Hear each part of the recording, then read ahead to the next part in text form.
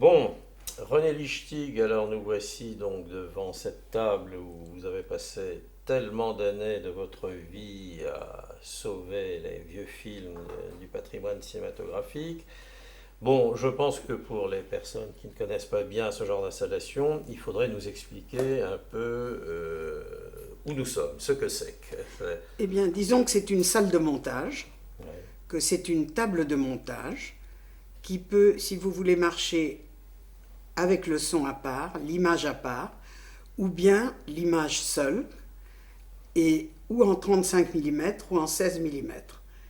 C'est une table merveilleuse qui m'a servi pendant des années et où j'ai pu justement repérer tous les films, quelquefois image par image, et quelquefois je n'ai pas pu la passer parce que les perforations étaient trop rétrécies. Dans ce cas-là, je la passais à la main et dès que je pouvais, je la repassais d'une façon mécanique, si vous voulez, ou électrique. Voilà.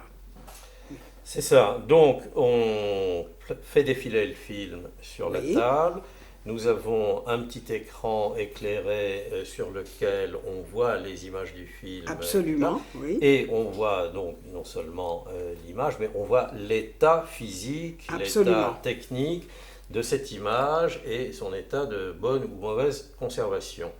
Alors là, nous venons de visionner un peu pour la démonstration quelques images d'un film très célèbre qui est La Passion de Jeanne d'Arc de Dreyer. C'est un grand classique. Ce n'est pas un des films sur lesquels vous avez travaillé. Mais par contre, il y a un autre film qui a tenu une place privilégiée dans votre carrière, qui s'appelle La merveilleuse vie de Jeanne d'Arc, qui est un film contemporain de celui de Dreyer, exactement, hein, c'est-à-dire un film de 28-29, Absolument. hein, tourné pour les mêmes circonstances d'anniversaire historique de Jeanne d'Arc. Et ce film, qui était totalement inconnu, oublié, mentionné dans aucune histoire du cinéma, et qui est un très grand film, c'est vous qui l'avez rendu à la vie. Alors, j'aimerais que vous nous racontiez, depuis le début, comment ça s'est passé, comment vous avez découvert ce film, et ce qu'il a fallu faire ensuite. Bon, eh bien, justement, dans ma salle, puisque je travaillais pas mal sur des films acétates, mais aussi sur des films nitrates, il y avait une espèce de planche où on mettait les films qui allaient passer le soir même ou le lendemain. Et comme ils étaient en nitrate, il y avait, si vous voulez, un couvercle blanc, mais le fond était orange. Donc on savait que c'était du nitrate. Quand le film était non combustible, si j'ose m'exprimer ainsi, c'était vert. Là, on savait qu'il n'y avait aucun risque, que c'était en acétate. C'est-à-dire un support sécurité. C'est ça, L'acétate, vous avez c'est ce qu'on disait le film non flamme. non flamme, exactement. Et l'autre, l'orange, presque rouge, était flamme. Le film flamme. Et je me suis approchée, j'ai dit qu'est-ce que c'est que tous ces films-là? Et subitement, j'ai vu le mot de Jeanne d'Arc. Et j'ai dit mais c'est pas possible, on en a un qui est restauré, qui va bien, mais qu'est-ce qui se passe? Alors je me suis dit je vais voir ce que c'est. Alors j'ai voulu le dérouler à la machine, impossible. Parce que les perforations étaient tellement retraitées, étaient tellement serrées qu'il ne passait pas. Donc je suis allée à l'autre table où je pouvais le passer à la main, image par image. Et j'ai passé comme ça les 6 ou 7 bobines. Et j'ai été éblouie. J'ai tout de suite téléphoné à Fort Saint-Cyr en disant est-ce qu'on a un négatif, est-ce qu'on a un marron, est-ce qu'on a quelque chose pour ce film? On m'a dit non, c'est une copie unique. Alors je suis allée en bas à la projection, j'ai dit je suis désolée, vous passerez un autre film, celui-là ne peut absolument pas passer, il faut que je le restaure. Et j'ai eu le bonheur de le restaurer, j'ai eu le bonheur de connaître l'actrice encore. C'était donc une copie de 35 mm. 35 qu'on mm avait. nitrate, hein, Nitrate, c'est du oui. flamme, Oui, oui, c'est ça. c'est-à-dire très dangereux, qui était rétréci. Et il manque une petite séquence qu'on n'a jamais pu retrouver. Mais le film est complet à 95% maintenant, si vous voulez. Voilà. Donc il manque 5%. Alors, pour en revenir aux détails des opérations techniques, Oui, quand on découvre cette copie, unique copie existante à cette date, impossible à projeter normalement puisque les perforations étaient fichues, Absolument, oui. que de toute façon le nitrate ça devenait trop dangereux et qu'on Absolument. devait être sous le coup d'interdiction de projeter. Le film ne passe pas sur la table que nous avons Il là n'a sous pas les passé yeux. sur la table. J'ai Donc pas il pu. faut un autre matériel à ce moment-là pour passer le film Ah, je l'ai passé à la main. à la Je main. l'ai carrément déroulé à la main. À la main. Avec beaucoup de précautions, avec une paire de gants. Oui. Je porte toujours des gants quand Oui, j'ai, bah, évidemment, je l'ai. voilà. Et j'ai vraiment fait très attention, justement. Et parce alors là, on dévie tout le film, image par image, que- oui. hein, et c'est un film qui devait faire plus de 2000 mètres, je pense. Oui, hein, oui, c'est oui, un très oui, long oui, film. oui, oui, oui, oui. Donc il a fallu le visionner entièrement Entièrement, je l'ai image regardé image par par image. image. Ah oui, oui. Ah oui, alors ça c'est un travail de longue Ah oui, durée. ça a duré déjà. pas mal d'heures. Hein, oui. ça Oui, fait- mais ça valait la peine, c'est un film merveilleux. Bien sûr, mais c'est pour se rendre compte Oui. de l'effort initial Oui, sur un oui, travail oui. comme ça. Il y a des heures et des heures d'abord de visionnement manuel. D'abord. Hein. Et puis ensuite, j'ai eu beaucoup de bonheur d'avoir un petit artisan hein, qui s'appelait Monsieur Renaud, qui adorait le cinéma. Il était fou de cinéma comme moi. Je l'ai appelé au téléphone, je lui ai montré le film. Je lui ai dit, il faut absolument faire quelque chose parce que quelquefois, il tirait avec la main des petits bouts par petits bouts, hein, quand c'était dans un état lamentable. Et en réalité, j'ai vérifié le film, mais c'est lui qui l'a sauvé. C'est ce petit artisan qu'on avait qui a sauvé des dizaines de films. Alors, le film, on n'avait pas d'autres matériels, des copies d'autres formats Non. non, tout, Pas pour ce film-ci. pas pour ce Quelquefois film-là, pour ouais, d'autres ouais. films, oui, mais pas celui-ci. Ouais. Alors, Avec cette unique copie. voilà, alors donc, ça c'est intéressant parce que c'est le type d'une œuvre que tout le monde avait oublié, sauf en effet quelques rares survivants. Donc je répète, un film qui est sorti en 1929, donc à la fin du muet pour Oui. la France. Était encore vivant à ce moment-là le réalisateur du film, qui était Oui. Marco de Gastine, Exactement. un vieux petit monsieur que j'ai C'est bien vrai. connu. Ah bon, moi, je ne l'ai pas connu, malheureusement. J'ai fait sa connaissance à cette occasion, Oui. car il était resté très lié avec la vedette du film, qui était Simone Genevoix. Elle était formidable. Elle avait encore ce visage merveilleux qu'elle avait dans le film. Et oui, parce que c'est la seule Jeanne d'Arc qui est l'âge du rôle. Exactement. Alors que Falconetti avait plus de 35 ans, Oui, c'est que vrai. Ingrid Bergman Oui, plus oui. tard avait dépassé la trentaine. Oui, oui. Simone, que j'ai bien connue aussi, avait, elle, 16-17 ans quand elle a Exactement. tourné le film. Elle était vraiment l'image qu'on se représentait de Jeanne d'Arc. C'est une très belle Jeanne d'Arc. Donc c'était le type même d'une œuvre inconnue qu'il fallait sauver et ensuite faire connaître. Alors le sauvetage a été difficile parce que cette copie était incomplète et il manquait des scènes. Il manque une scène. On n'a jamais pu la Il manque une scène mais qui est importante, qui est la scène dans l'église. du sacre du Voilà. dauphin dans la cathédrale de Reims. J'ai jamais pu la Qui avait retrouver. été tournée. Alors, J'ai fait des demandes partout, dans le monde entier. Alors moi je me souviens avoir accompagné Marco de Gastine pendant la période de recherche. Là. Oui. Il était trop vieux pour voyager tout seul et je suis allé avec lui à Milan, à la Cineteca, Oui. qui avait des éléments du film et Comencini, le frère de Luigi, celui Oui. qui dirige la Cineteca, nous avait fait une projection et on a vu malheureusement 2 ou 3 bobines complètement rayées, totalement rayées, inutilisables évidemment. Et il y avait quelques éléments du sacre de Reims, mais qu'on n'a pas pu sauver. Je me demande si aujourd'hui, avec les techniques numériques, on ne pourrait pas d'ailleurs... Ça, c'est un autre problème que je ne connais pas. Je Ouais. l'avoue, c'est très possible. Moi aussi, mais Ça, je ne sais pas. je me demande si on ne pourrait pas, même une copie, une bobine en très très mauvais état comme celle-là, la restaurer, la restituer et peut-être la réintégrer dans le Alors film. ça, ce serait formidable, parce que c'est la seule séquence qui manque. C'est Ça, la- j'ai vu. Ah oui, c'est- tout, c'est- c'est il la est seule entièrement séquence. complet, sinon. Oui, oui. Alors, un travail de restauration comme celui-là, ça demande... ça a pris combien de temps, la restauration de la merveilleuse vie de Jeanne d'Arc? Bah, ça, c'est le... Entre le C'est- moment où René Lichtig voit arriver Oui. ses boîtes avec un film inconnu qu'il faut identifier, visionner, Oui. rétablir dans son intégralité ou sa quasi-intégralité, et avoir la copie de projection. Plusieurs semaines, hein, pas mal de semaines. Sûrement, Oui, sûrement, parce qu'il y a eu la période de recherche des parties manquantes. Absolument, oui. Hein, parce que pendant qu'on travaille sur le film, Marco de Gastine commence à rechercher les parties manquantes à droite et à gauche. On fait ce voyage à Milan ensemble. Je sais qu'il est allé ailleurs aussi pour essayer de trouver ce qui manquait. Donc, c'est un travail de très longue haleine. Hein. Le sauvetage d'un film de long métrage muet comme celui-là, ça a été un travail de... moi je dirais plutôt plusieurs mois, hein, je pense. Hein. C'est-à-dire pour tirer, enfin je veux dire, j'ai eu de la chance avec ce monsieur Renaud qui était amoureux du cinéma comme moi, et quand il s'attaquait à ça, il ne faisait que ça pendant une semaine ou deux, que cela. Or, il tirait à longueur de journée, et beaucoup de copies ailleurs aussi. Mais ça, il savait, il était vraiment un compagnon fidèle et un ami et un amoureux du cinéma.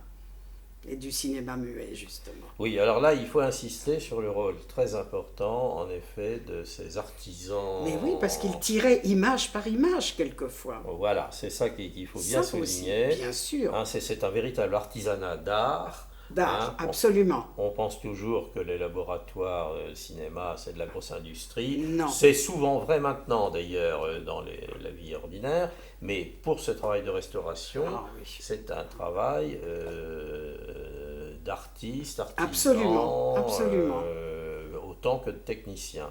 Hein, et effectivement, il n'y a plus beaucoup de gens qui, malheureusement... Il est malheureusement à la retraite depuis longtemps maintenant, bien sûr.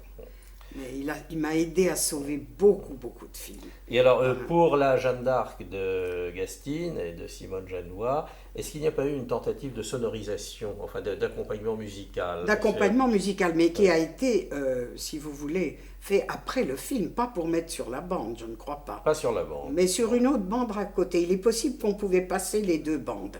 Parce que quelquefois, dans les films muets, si on voulait passer la musique, on pouvait passer. Même en projection, quelquefois. C'est ça. C'était un peu spécial. Hein. C'est ce qu'on appelle une projection double bande. Voilà. On projette simultanément la bande image et la bande son.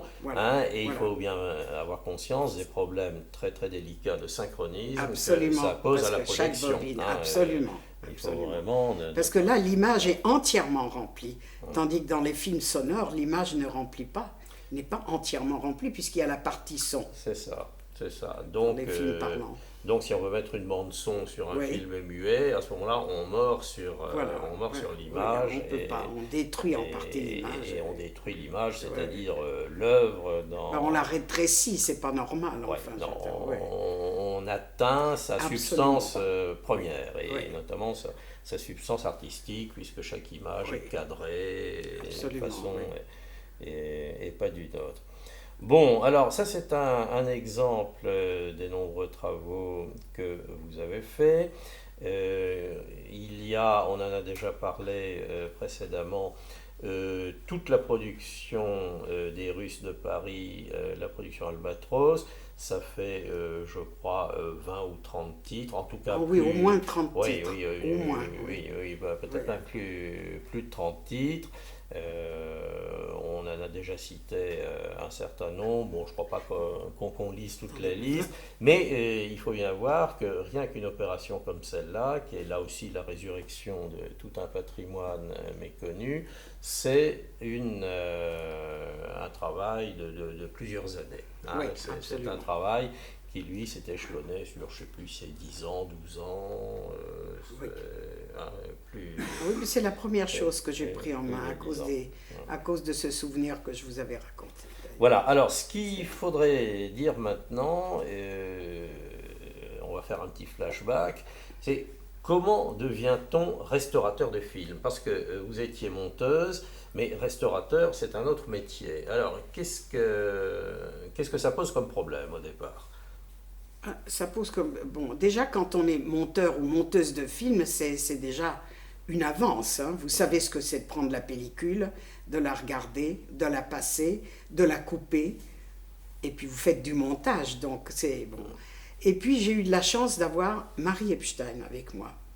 Ah, parlons de Marie, c'est très important. J'aimerais bien qu'on parle de cette grande dame qui a commencé à restaurer les films de son frère, les films de Benoît Lévy et d'autres films, bien sûr, de Marcel L'Herbier, énormément de films qu'elle a restaurés d'abord. Donc, on peut peut-être dire que le début de la restauration de films en France, ça commence avec Marie Epstein. Absolument, Hein. absolument. Alors, rappelons que Marie Epstein était la sœur du grand cinéaste Jean Epstein, à qui on doit beaucoup de chefs-d'œuvre, et notamment du muet.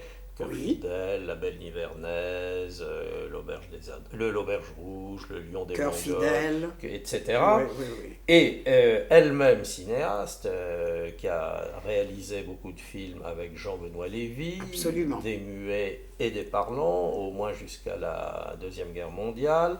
Et Marie Epstein fait partie, si j'ose dire, des vieilles institutions de la Cinémathèque. Absolument. Et on la trouve aux côtés de Langlois, d'Henri Langlois, dès le début. Dès le début, absolument. Avec absolument. Marie Merson, Lotte Eisner. Avec Lotte Eisner, Et toute cette équipe de collaboratrices d'un dévouement infatigable qui ont accompagné l'effort de Langlois. Alors, c'est donc Marie Epstein qui, la première, probablement, a eu l'idée et l'a réalisé de restaurer des vieux films muets, ceux de son frère d'abord, oui, absolument. Et donc Cœur fidèle, qui était un classique qui est commenté longuement dans toutes les histoires du cinéma, mais qu'on ne voyait plus, ou qu'on ne voyait plus du moins dans son état d'origine, qui était amputé. C'est le seul qui s'est abîmé et qu'elle m'a demandé de restaurer. Cœur fidèle, c'est un des rares qu'elle m'a... Et puis, alors, après, Marie Epstein s'est attaquée aux films de René Clair et à ceux de Marcel L'Herbier, c'est-à-dire tous les grands classiques du cinéma muet français. Exactement. C'est elle. Les plus célèbres que, par chance, et grâce au flair d'Henri Langlois, la Cinémathèque française avait conservé.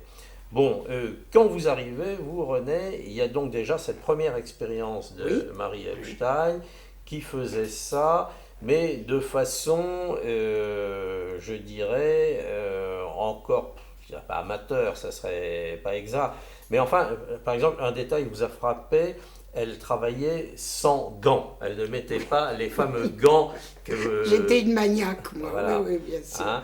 Oui, c'est vrai. Oui, parce que vous avez un tel respect des vieilles pellicules, des pellicules anciennes, que le moindre contact un peu malheureux peut altérer, que vous travaillez toujours avec les fameux gants blancs absolument. Qu'on voit encore à l'image. Dans les laboratoires, les gens qui, sur le négatif, les ouvrières du négatif, les monteuses du négatif, ont des gants, travaillent toujours avec des gants. Mais donc, Marie Epstein, qui, elle, n'avait pas cette formation de monteuse, travaillait sans gants, et c'est une chose qui vous avait choqué. Donc, ça veut dire qu'on ne peut pas complètement s'improviser restaurateur de films, et que même à l'époque pionnière que vous avez vécue, il y avait des trucs à acquérir. C'est vrai. Et alors, ces trucs, vous les aviez au départ, ou bien vous les avez découverts au fur et à mesure? Alors, je vais vous dire, j'ai eu beaucoup de chance. N'oubliez pas, je vous en avais parlé à vous, je vais le redire maintenant. Je devais faire que 3 mois de stage au laboratoire. Et j'ai eu le bonheur de rester 2 ans. Et j'ai fini comme étalonneuse. Donc, je suis passée par, si vous voulez, tous les services. Et la pellicule était respectée d'une façon extraordinaire. Donc, l'histoire des gants et le respect de la pellicule et l'attention qu'on lui rendait, ça m'avait déjà habituée, moi. Donc, même quand je faisais du montage, je mettais des gants. C'était une espèce de réflexe que j'avais eu, parce que 2 ans de laboratoire, quand vous passez dans je ne sais combien de services, vous êtes obligé de respecter la pellicule. C'est très important. Alors ça, c'est pour l'aspect matériel, le traitement du matériau. Mais restaurateur, c'est autre chose. Il faut non seulement savoir manipuler les supports, mais il faut connaître aussi le contenu. Alors c'est là que le métier de restaurateur devient autre chose. Oui, mais il y avait déjà cette chance qu'Henri Langlois avait acheté les droits d'Albatros. Alors je me suis dit, mon Dieu, il faut en profiter, il faut sauver les films qui appartiennent à la Cinémathèque. Et c'est là que je me suis intéressée, en plus de l'anecdote que je vous avais racontée, Ma mère avait dansé dans sa jeunesse, elle était russe d'origine, avec Ivan Mojoukine. Et elle avait été éblouie parce que c'était une des plus grandes stars de la Russie. Bien, j'aimerais qu'on revienne sur un détail technique qu'on a évoqué à propos de la merveilleuse ville de Jeanne d'Arc et qui se trouve sur tous les vieux films abîmés. C'est celui des perforations rendues inutilisables. René, qu'est-ce qu'on fait en pareil cas? Eh bien, qu'est-ce que tu fais quand tu as des chaussettes déchirées? Tu reconstruis en somme la chaussette avec des fils. Alors là, c'est la même chose. On coupait des fois les perfos et puis on essayait de les coller. C'est la seule chose qu'il y avait à faire quand on pouvait, parce qu'on ne pouvait pas toujours. Alors donc, perforation après perforation, Oui. on fait autant de reprises comme Voilà. sur les chaussettes. Oui, un peu. Bah oui, on reconstitue en somme. Quand c'est pas trop long, si ça a quelques centimètres, ça va. Si c'est là, on ne peut rien faire. Il faut essayer de demander au technicien de tirage, justement, ce monsieur Renaud, s'il ne peut pas essayer de le tirer quand même. Parce que lui, comme c'est pris par les deux côtés, peut-être qu'avec un côté, il pouvait réussir à faire un tirage. Bon, alors... Ça arrivait, en tout cas, quelquefois. Ah oui, oui. Oui. C'est donc une opération très délicate. Très délicate, très difficile, longue certainement. Oui, aussi. sauf pour quelques perforations, ça arrivait souvent, alors là je le remettais, il n'y avait Oui, pas de problème. mais lorsqu'on a une bobine entière dont les perforations sont... Ça j'ai jamais eu, mais enfin je Ça pense que n'arrive ça pas. doit être terrifiant. Ça, Oui. oui. Non, parce qu'alors là, on se place dans le cas où on a par exemple pour un vieux film uniquement une copie positive. Malheureusement, c'est arrivé souvent. Hein, c'était le cas de la Jeanne d'Arc Oui. de Gastine. Bon, le négatif a disparu. Alors, qu'est-ce qu'on fait là? Vers quoi se dirige-t-on? Alors, il faut d'abord le vérifier, voir l'état de la copie. Et puis demander déjà à ce technicien de laboratoire de faire un lavage, de le laver, mais presque image par image. C'est un travail très très long. Et après, ce lavage, il se passe comment alors? Lui, il les mettait dans un bain, mais il suivait exactement image par image. Ouais. Alors ça, c'était très spécial. Et après, quelquefois, même quand il manquait des perforations, il pouvait quand même le tirer. Mais très lentement, hein. Pas du tout comme on tire un film, un autre film qu'on vient de tourner, bien sûr, dont on a le négatif frais. Bien sûr. Alors donc, il faisait un tirage et à ce moment-là, on a un deuxième positif. Non, pas un deuxième. D'un positif, Oui. on peut avoir qu'un contre-type. Oui, pardon. Il Oui. tirait un contre-type. Un contre-type, oui. Voilà. Et alors, ce contre-type, ensuite, qu'est-ce qu'on en fait? On tirait un positif pour voir ce qui se passait. On tire. Et on faisait des comparaisons. Il y avait peut-être des morceaux à refaire. C'est toute une architecture, c'est par petits bouts quelquefois. Mais quelquefois, on a la chance qu'on pouvait tirer le film tout d'un coup.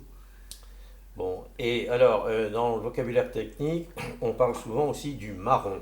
Alors, le marron, qu'est-ce qu'on désigne? Qu'est-ce qu'on entend par là? Alors, le marron, quand vous avez un négatif, il est même relativement abîmé. Vous ne pouvez plus faire de tirage. Alors, qu'est-ce qu'il faut faire? Donc, il faut sur une pellicule très douce et très mince, qui s'appelle marron ou lavande, qui était lavande à une certaine époque, ou marron, tirer là-dessus le film, et une fois que le marron était tiré ou le lavande, le vérifier, évidemment à la main avec des gants toujours, et s'il était en bon état, alors là, on refaisait un contre-type qui pouvait être aussi beau que le négatif original. Ça nous permettait, c'était l'histoire de mère-fille, mère-fille, mère-fille. C'est un peu ça. Et le nouveau contre-type a vraiment la même qualité. Pouvait avoir la même qualité, absolument. La même définition d'image, absolument. La même luminosité. Absolument, oui, absolument. Ouais. Sauf si le film était aux trois quarts détruit, bien sûr, tout dépend l'état déjà dans lequel on vous donne le négatif original, parce que quelquefois c'était dans un état effroyable. Quand ça ne coulait pas, vous le savez comme moi, quand ça ne coulait pas dans la boîte. Mais si on a un matériel de départ relativement moyen, on peut faire un magnifique contre-type. Oui. Donc c'est là qu'est vraiment le sauvetage du film. Absolument. Parce que le marron, vous le mettez de côté, évidemment, dans des lieux pour. Hein. Et puis là, le contre-type, vous pouvez tirer 10, 20, 30 copies comme avec le négatif original. Exactement. Je parle toujours des films muets, puisque mon travail était surtout basé sur les films muets. Hein. Bien sûr, bah, là, il faut bien voir que jusqu'à une époque récente, les grands classiques du cinéma, c'était le cinéma muet d'abord, Oui, oui. hein, et que c'est celui Oui. qui a été le plus exposé aux destructions Absolument. à partir du moment où ce n'était plus rentable. Alors, sur tous ces films Albatros, par exemple, que vous avez restaurés, est-ce qu'ils étaient tous à peu près dans le même état ou... Ça dépend. Ça dépend. Ça dépendait des films. Hein. Je n'ai pas de souvenir, mais enfin, chaque film était traité à part. Il y en avait qui étaient en état relativement bon, et puis d'autres moins bons. Hein. Ceux qui avaient beaucoup passé, quelquefois, on n'avait pas le négatif. Hein. Je n'avais que des positifs, moi, très rarement le négatif. Et vous avez un exemple, là, par exemple, de films spécialement en mauvais état qui a été difficile à sauver J'ai pas de souvenir exact. Je sais que tous m'avaient donné du travail, mais à peu près. Mais j'ai pas sauf pour justement Jeanne d'Arc là. Ça, je le sais parce que vraiment, je l'ai traité tout à fait. Mais les films étaient assez bien gardés par Henri Langlois. Je crois qu'il prenait beaucoup de soin pour les films qu'il avait justement demandé, qui appartenaient à la Cinémathèque. Je pense qu'il a eu un coup de foudre pour reprendre ces films. J'ai l'impression. Un coup de cœur, en tout cas. Certainement. Ouais. Et cette production Albatros, dans l'ensemble, elle était conservée donc à la fois en positif et en négatif à la Oui, mais il Cinémathèque. manquait quelquefois les négatifs. On avait quelquefois que les positifs. C'est pour ça que j'ai eu beaucoup de travail pour ça. Voilà, alors justement, j'aimerais qu'on s'arrête à un cas qui est un des plus célèbres, un des plus intéressants et je crois un de vos plus gros travaux, c'est Casanova de Volkov avec votre cher Ivan Mozjoukine. Ah oui, ah bah Qu'est-ce qu'on Casanova, avait pour Casanova au départ?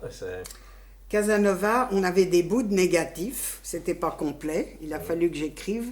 Les Italiens ont eu la gentillesse de m'envoyer une petite partie d'une cavalerie. Enfin, j'ai demandé dans le monde entier. Les Italiens, Parce que c'était qui? C'était Milan? non, je crois que c'était, si je ne me trompe pas, je crois que c'était même Rome. C'est Rome. Oui, je crois que c'est Rome qui avait Bon. des petites choses. Alors, pardon d'interrompre, mais ça veut dire qu'à ce stade du travail, il faut multiplier les contacts et les relations Absolument. avec les autres cinémathèques. Il faut toujours leur étrangères. demander et les aider à notre tour quand nous pouvons les aider. Absolument. C'est ça. Et ça fonctionne bien, ce système de Moi, relations. je trouve que ça fonctionnait très bien pour la Cinémathèque française. On a eu des contacts merveilleux. Aussi bien avec l'Allemagne, avec la Belgique, avec l'Espagne, avec l'Amérique. Enfin, vraiment, nous avons eu beaucoup de bons contacts. Alors, pour garder l'exemple de Casanova, donc Oui. là, les Italiens vous renvoient à un certain nombre d'éléments qui manquaient. Oui. Et Oui. puis j'ai eu une chance inouïe, c'est que j'ai retrouvé un positif en couleur, une bobine en couleur, dans le bal de Casanova. Alors, C'était fantastique. Alors, la couleur, il faut préciser que nous sommes là en 27-28. On Oui. est donc avant les procédés trichrome du style Oui, Technicolor oui, des années oui. 30 et 40. Oui. Alors, c'était quoi comme procédé de couleur, Casanova? Alors, il y a eu d'abord les procédés de couleur avant 1907, c'était les ouvrières qui en somme mettaient les couleurs dans chaque image. Et puis après, il y a eu une série de couleurs qu'on faisait tirer avec. Et ça a été jusqu'au parlant presque. C'était donc des petits bouts qu'on tirait avec des couleurs déjà qu'il y avait. C'est-à-dire des couleurs photographiques. Photographiques, cette fois. exactement. C'est ça. Et Oui. c'était le cas donc de Casanova. De Casanova pour toute une bobine. Oui, notamment la fameuse séquence du carnaval. Voilà, hein, voilà, qui est exactement, oui. très riche. J'ai eu le bonheur de trouver en couleur, oui. Et ça, c'est en Italie qu'on l'a retrouvé? Non, ça, on l'avait. Ça, on l'avait. Ça, on hein. l'avait, oui. Ça, on l'avait. On a eu beaucoup de chance, on l'avait, ça. Et alors, comment sait-on, sur un vieux film que personne n'a revu depuis 50 ans, qu'il en manque des morceaux? Vous suivez l'action, hein, quand Oui. même. Il y a des fois des manques, vous le sentez. Même si les intertitres sont quelquefois coupés ou qu'il n'y en a pas, vous vous dites, tiens, là, c'est curieux, il y a une histoire, mais il devait parler de ça, il est rentré là, puis maintenant je le trouve ailleurs. Donc vous vous dites, il manque quelque chose.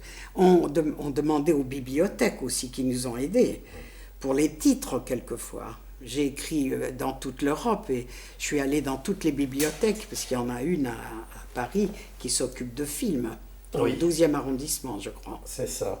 Oui. Alors, je crois que là, il faut à ce stade souligner le rôle des historiens du cinéma, qui peut être très utile, et je pense à un garçon comme Vincent Pinel, qui, formidable. à la Cinémathèque française, à la même Oui. époque, dirigeait le département Oui.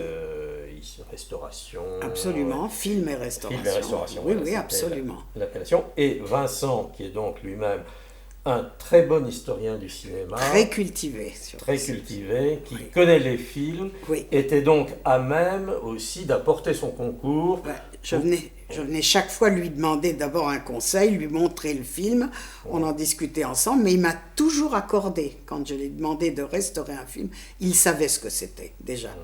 Lui, il savait, justement, comme historien, il était remarquable. Voilà, donc c'est très important, ça veut dire que pour faire de la restauration de films, il faut bien entendu des techniciens et même des techniciens d'art, comme Oui. nous l'avons dit. René Lichtig elle-même d'abord, avec ses gants blancs et son doigté pour manipuler la vieille pellicule sans qu'elle souffre. Ensuite, le petit laboratoire de tirage qui était Renault à l'époque, Formidable. qui faisait ce travail, qui baignait les films, Ah oui, oui. image par image. Ah oui, il était remarquable. J'ai eu beaucoup de chance avec lui. La Et Cinémathèque. à côté de ces véritables artisans amoureux Oui, de leur oui. métier, comme on savait l'être autrefois, il faut donc aussi les historiens, hein, les connaisseurs, les Absolument. gens qui ont la culture, la connaissance Oui, du contenu du film, de l'histoire du film, de tout ce qui a accompagné sa Absolument. réalisation et la vie du film, pour parvenir à une restauration complète. Absolument. Donc là, il faut 2 ou 3 personnes complémentaires. Absolument. Surtout aujourd'hui. Parce que moi, j'ai eu le bonheur de travailler avec Henri Langlois. Donc, si j'ai une culture cinématographique, c'est à lui que je la dois. C'est ça. Parce que j'étais amoureuse du cinéma depuis mon enfance. Donc, ça c'est... Mais le jour d'aujourd'hui, effectivement, il faut, vous avez raison, il faut l'aide, il faut travailler main dans la main.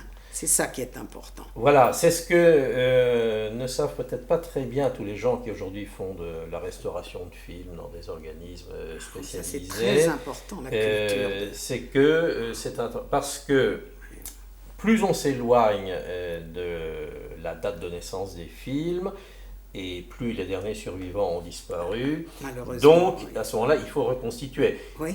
Prenons un exemple. Quand Marie Epstein commence à restaurer ses films, elle était là quand Jean Epstein a tourné ses films. Absolument. Elle a assisté aux premières projections, elle a connu le film dans son état original. Absolument. Et ses propres souvenirs, sa propre mémoire lui suffisent pour savoir Absolument. ce qu'il faut faire pour Vous avez reconstituer le film. Vous, quand vous intervenez, vous êtes déjà beaucoup plus jeune que Marie Epstein.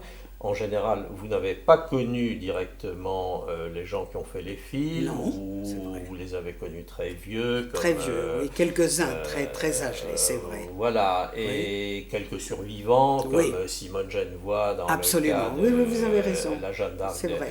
de Gastine, qui eux aussi ont des souvenirs qui sont déjà moins précis que les souvenirs des gens qui ont fait les films eux-mêmes. Mais un demi-siècle après, le dernier film muet en France, c'est vers 1930, ça Oui. fait donc aujourd'hui 70 ans, c'est Oui, beaucoup plus oui. d'un demi-siècle, il n'y a plus personne. C'est ou à peu vrai. près. Donc la seule façon de se lancer dans une entreprise de restauration de films, c'est de connaître l'histoire du cinéma. Hein. Oui, absolument. Je crois que c'est une chose indispensable. Incontestable. Ce que vous dites, c'est tout à fait vrai. Hein, et de même qu'un restaurateur de tableaux doit connaître aussi l'histoire de l'art pour restaurer une toile très abîmée d'un maître du XVIe siècle et savoir si le bleu d'origine ou le vert d'origine C'est était vrai. de telle ou telle Vous avez nuance. tout à fait raison. Hein, et ce qui n'apparaît plus sur le tableau qu'on doit réparer, mais on sait par comparaison avec d'autres œuvres Oui. mieux conservées du même artiste que ça sera telle nuance et pas telle autre. Somme toute, pour le cinéma, aujourd'hui, c'est la même chose. Exactement, vous avez raison. Je m'en suis moins rendu compte parce que j'étais plongée dans ce milieu. Mais c'est vous qui avez raison, c'est tout à fait vrai. Mais non, mais c'est que de votre temps... Je me suis moins rendu compte de ça. Mais parce que c'était moins nécessaire. L'époque que vous évoquez remonte à il y a une vingtaine d'années. Oui, on avait encore des survivants ou des contemporains. Il y avait Marie Epstein, il y avait Simone Genevoix, il y avait des gens qu'on pouvait interroger et qui vous parlaient. Quelqu'un que nous avons bien connu à la Cinémathèque était Jean Dréville, ce vieux réalisateur qui était une mémoire vivante de tout le cinéma français des années 20 et 30. Absolument. Aujourd'hui, Jean Dréville est mort et avec lui, il y a des tas de savoirs qui ont disparu. Absolument. Des informations. Moi, j'ai énormément appris en parlant avec Jean Dréville en histoire du cinéma et avec d'autres. Aujourd'hui, nous n'avons plus ces gens-là. Donc, il reste les bibliothèques, les archives, bibliothèques aussi, les archives et les historiens. Et les historiens qui travaillent sur tous ces documents. Vous vous rappelez un film que nous avons restauré ensemble avec Vincent Pinel, qui était Marion Delorme, le film après la pièce de Victor Hugo. Vous vous rappelez, on a eu des épisodes amusants. D'abord, les cartons avaient disparu. Oui, ça souvent, ça m'est arrivé. Ça arrive souvent. Alors, qu'est-ce qu'on fait en pareil cas, si c'est une adaptation? Il faut aller dans une bibliothèque ou bien prendre l'original pour essayer de s'en inspirer pour faire le même genre de titre. Voilà. Et alors, pour Marion Delorme, avec Vincent, nous avions pris les alexandrins de la pièce de Victor Hugo. C'est merveilleux, c'est bien. C'est bien. Quelquefois, c'est assez drôle parce qu'il y a des alexandrins un peu rigolos et le public s'amuse parfois un peu aux dépens du texte, mais après tout, c'est Victor Hugo, donc ça le regarde. Et alors, je crois que vous avez dû faire la même chose, par exemple, reprenons un cas concret, pour votre dernière restauration, qui était Jean d'Agrève. Alors, Jean d'Agrève, je rappelle que c'est un film de René Leprince de 1922 ou 21, donc très ancien, mais tiré d'un roman très célèbre à l'époque, Jean d'Agrève, qui était de M. Melchior de Vauguet. Voilà. Alors, j'ai le livre, d'ailleurs, je l'ai donné à la Cinémathèque. Vous avez dû vous appuyer la lecture du roman de M. Grâce à la lecture, j'ai pu mettre les titres, sinon j'aurais pas pu. C'est ça. J'ai mis exactement ce que... Donc, avec des exemples comme Jean d'Agrève, comme Marion Delorme ou comme bien d'autres, on s'aperçoit qu'il faut avoir non seulement le savoir technique et artistique, mais il faut ensuite prolonger ça par une véritable culture littéraire, c'est-à-dire connaître l'existence des œuvres d'origine. Quand c'est Victor Hugo, ça va. Victor Hugo, quand c'est Melchior de Vauguet, c'est déjà moins évident. Donc, retrouver l'œuvre d'origine, faire l'effort de la lire, de la comprendre, l'assimiler exactement, pour savoir les passages qu'il va falloir faire passer dans le film, qu'on va pouvoir extraire. Donc là, c'est déjà plus un simple travail artistique mais manuel, ça devient un travail conceptuel, une véritable tâche intellectuelle et esthétique en même temps, car il faut choisir ce qui ne va pas détonner avec les images, car souvent le texte vis-à-vis d'une image fait pléonasme ou au contraire fait hiatus, et là il faut une certaine intuition pour le faire, et c'est ce que vous saviez très très bien faire sur tous les films que vous avez restaurés. Est-ce que ça s'est produit souvent, le fait qu'on n'ait pas les intertitres? Oui, ça s'est produit une fois pour moi dans un film fait avant la guerre de 14-18. Je me souviens plus le titre, mais je vais le retrouver, c'est Camille de Morlon. Oui, alors Camille de Morlon a en effet tourné énormément de films. C'était un film pas très long, mais il n'y avait aucun titre. J'ai vu le film au moins 15 ou 20 fois pour me pénétrer de ça. Et puis, c'était pendant la guerre 14-18, je me suis dit, c'est pas le langage d'aujourd'hui. Je vais essayer de faire quelque chose. Peut-être que je ne réussirai pas. Et j'ai eu beaucoup de chance dans le sens que j'ai fait le texte et j'ai été le montrer à Marianne. Marianne de Fleury, collaboratrice de la Cinémathèque. Et elle était à la Cinémathèque. J'ai dit, Marianne, tu veux lire là ce qu'il y a là? Alors elle l'a lu, elle a dit oui, mais c'est une très belle histoire. Parce que ça se passait avant la guerre de 14-18. Mais j'ai dit, tu sais, le texte est de moi. Elle me dit, c'est pas possible. Alors là, j'ai eu un coup de joie, vous pouvez pas savoir. Ah si, Sa réflexion m'a fait un bien, vous pouvez pas savoir, j'étais folle de joie. Je sais d'autant mieux, et je comprends le prix du jugement, qu'il faut savoir que Marianne de Fleury est la petite-fille de François Mauriac. Voilà. Donc, ça veut dire qu'elle a elle-même une culture littéraire, une Absolument. tradition familiale, qui en faisait le meilleur juge possible à la Cinémathèque. Elle a été juge, et quand elle m'a dit ça, je dis, bon, alors c'est bon, je peux le mettre, parce que pour qu'elle m'ait dit, elle m'a dit, mais c'est pas possible, c'est vraiment, c'est avant la guerre 14-18 qu'on parlait comme ça. Je l'ai regardé, j'ai dit, bon, alors je peux le faire. Bon, c'est le seul film. Hein. Ça, René, c'est un beau succès qui prouve donc qu'il faut plusieurs formes de culture complémentaires, oui, absolument, pour faire un bon restaurateur de films. Oui, et que je pense que plus ça ira, plus ça sera difficile de trouver réunies en une seule personne toutes ces qualités qui sont souvent assez hétérogènes. Mais c'est l'amour d'abord, il faut avoir. C'est l'amour du film, c'est l'amour du cinéma. Quand vous avez déjà l'amour, c'est déjà une partie qui vous aide. Je pense que si l'on n'a pas l'amour de l'art, il vaut mieux ne pas travailler dans une branche Vous avez artistique. raison, c'est vrai. Donc c'est vrai que c'est la condition préalable, mais elle ne remplace pas quand même tous les savoirs. C'est vrai. Et ces différents savoirs, maintenant, il faut les additionner. Oui. Non, mais j'ai eu beaucoup de chance pour cet essai. Hein. J'avais un juge extraordinaire, à qui je n'avais pas dit au départ, bien sûr. Et j'étais éblouie. Alors, jusqu'ici, nous sommes en train de parler des films... Des textes surtout, la culture générale qu'il faut avoir, des auteurs d'ailleurs, la culture des... C'est tout un travail. Et des films très nombreux que vous avez restaurés.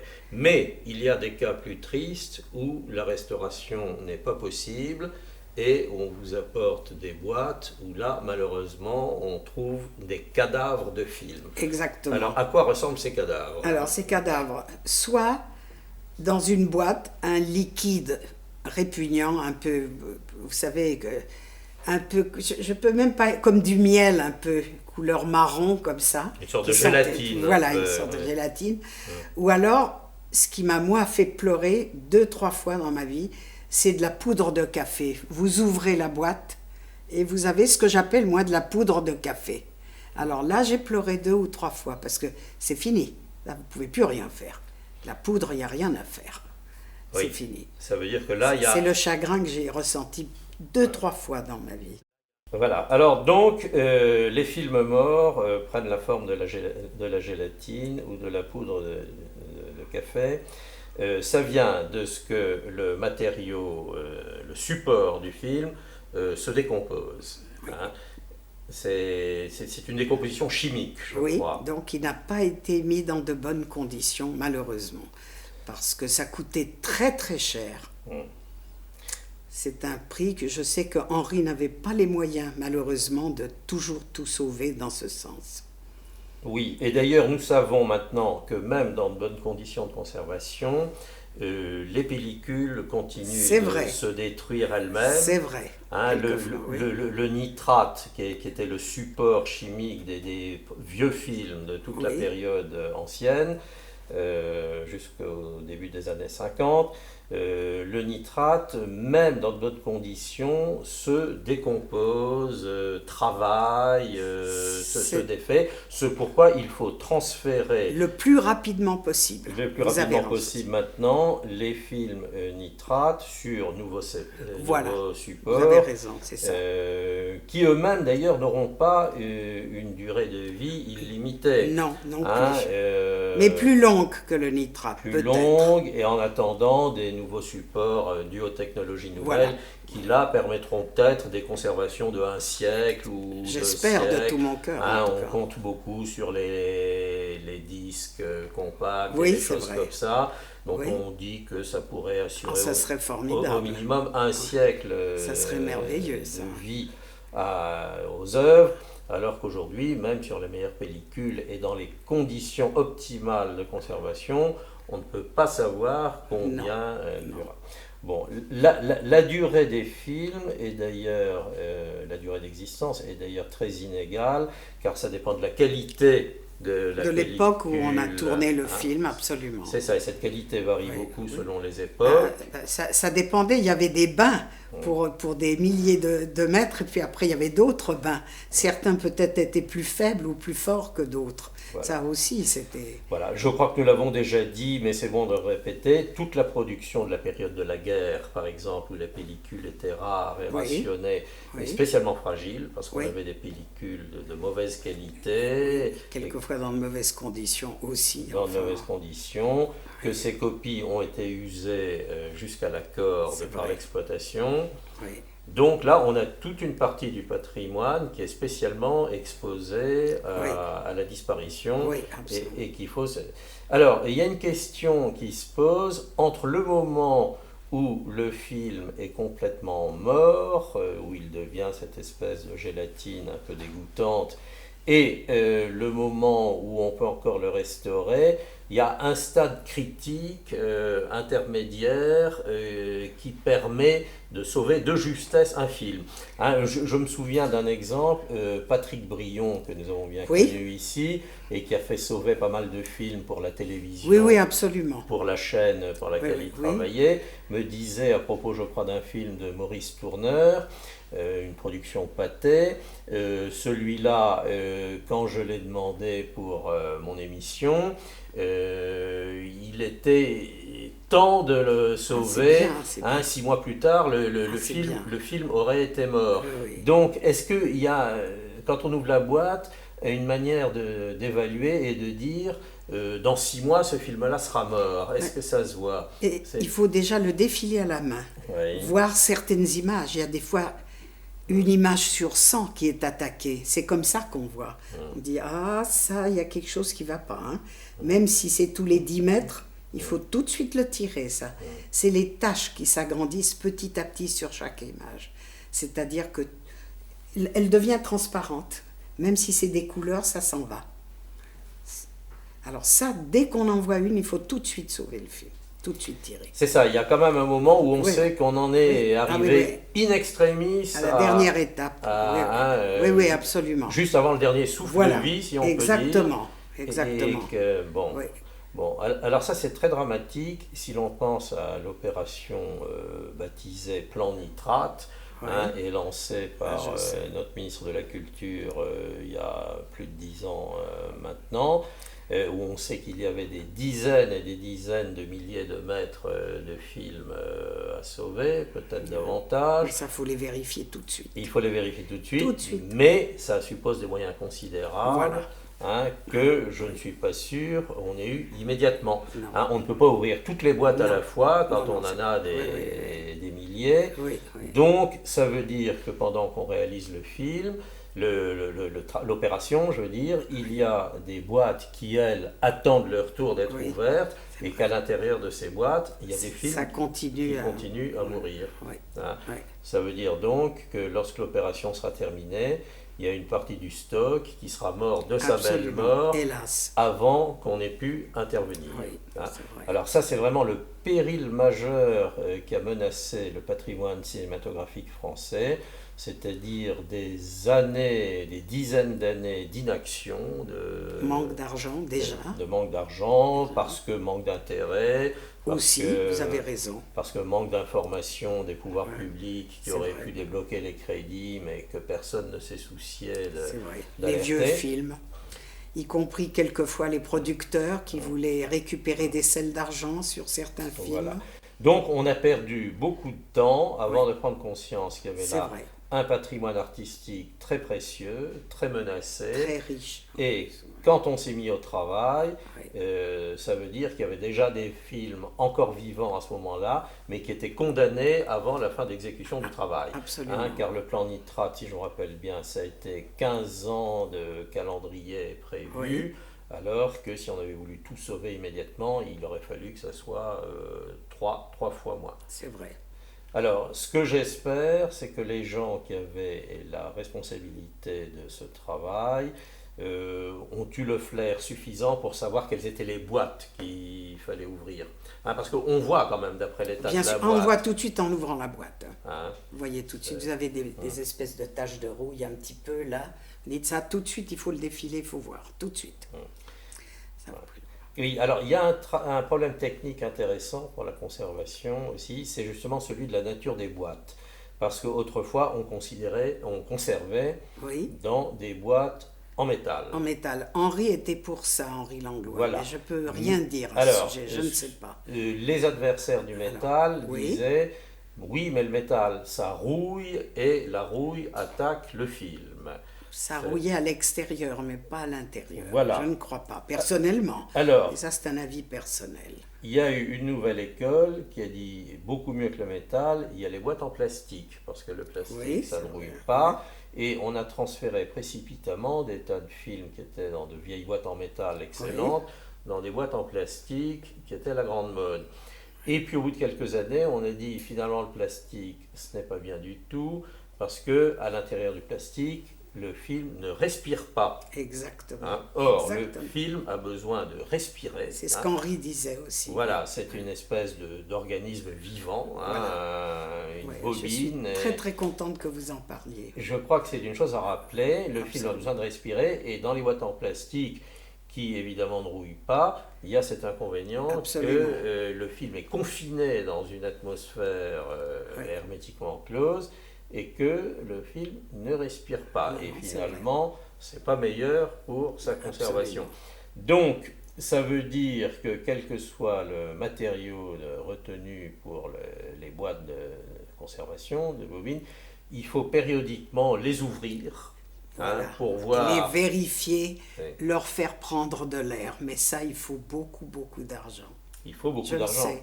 hein. Henri le savait aussi. Il faut un très nombreux personnel, Voilà. il faut Qualifié. bien entendu. Oui, je suis d'accord avec vous. Il faut faire respirer le film. Bon, René, il y a un point particulier de la restauration qui est intéressant et qu'il faut évoquer, c'est celui des cartons. hein. Les cartons, c'est comme ça qu'on appelle familièrement les intertitres, qui étaient soit les dialogues, soit même parfois un petit résumé de l'action, Absolument. intercalé entre les images. Alors, ces cartons, assez souvent, quand on fait des restaurations, on ne les retrouve pas. Ils manquent, parce Oui. qu'ils sont conservés souvent à part, séparément, Oui. parce que très souvent, il fallait refaire des cartons en plusieurs langues pour Absolument. l'exportation. Oui. Donc c'était fait sur une pellicule beaucoup plus fragile. Donc, ils sont faits sur une pellicule Oui. fragile qui s'est moins Oui. bien conservée. Les cartons ont disparu. Ils étaient conservés séparément et même s'ils ne se sont pas décomposés, on les a égarés. Ils n'étaient pas conservés avec les images. Donc, on se trouve avec des images sans texte. Et là, on est très, très embarrassé. Nous avons eu quelquefois le bonheur de trouver à la place des textes une image.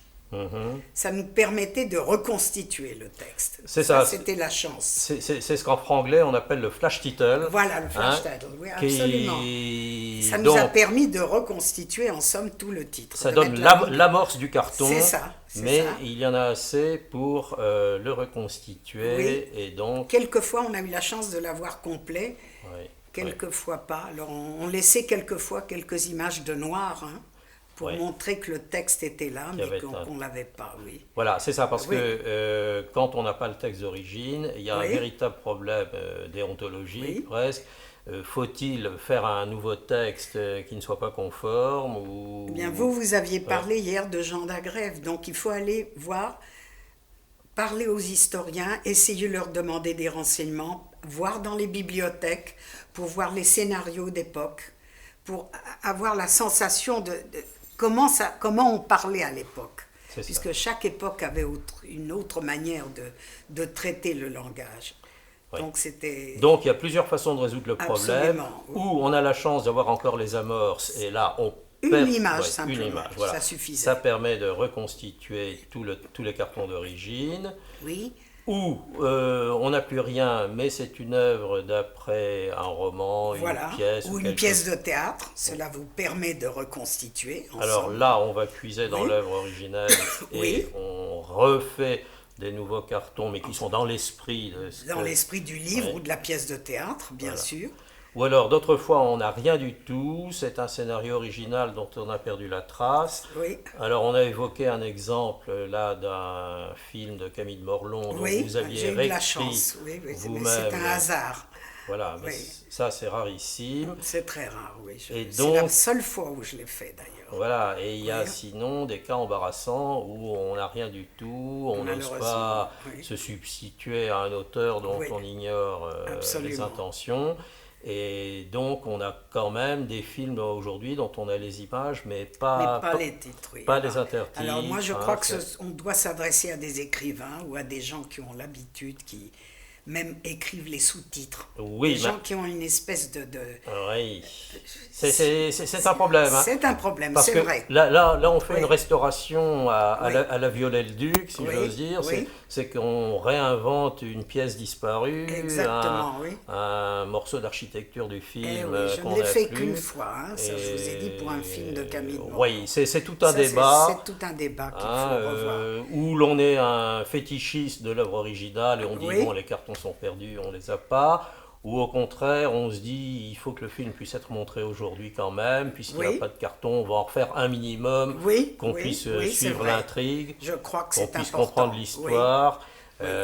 Vous seriez plutôt partisan de cette seconde solution? Moi, je pense, oui. Oui, moi aussi. Parce que quelquefois, hein. de ne pas voir aucun titre, c'est difficile. Hein. Ouais, ouais. Une séquence ou deux, c'est pas grave Mmh. dans un film, mais tout un film, ça me paraît un peu ennuyeux de ne pas avoir aucun titre. Oui, moi je suis assez de cet avis. Hein, Vous êtes aussi de cet au avis. risque de se faire taper sur les doigts par les puristes, Oh, bah, tant pis, mais- on va quand même, oui, Absolument. hein, oui. sans faire comme la veuve de Balzac qui a fait achever Ah par oui, un non, mais ça, complice 2 ou 3 romans qu'il avait laissés inachevés Ah oui, non, et mais qu'elle a ça, sorti sous le nom de Balzac. Oui, oui, là, non, mais ça, c'est autre on chose. est à la limite de la Non, malhonnêteté. et on peut l'annoncer dans un carton en Mais s'excusant, voilà, hein, on en dit disant voilà, les cartons- malheureusement, ils ont disparu et nous avons essayé de... Voilà.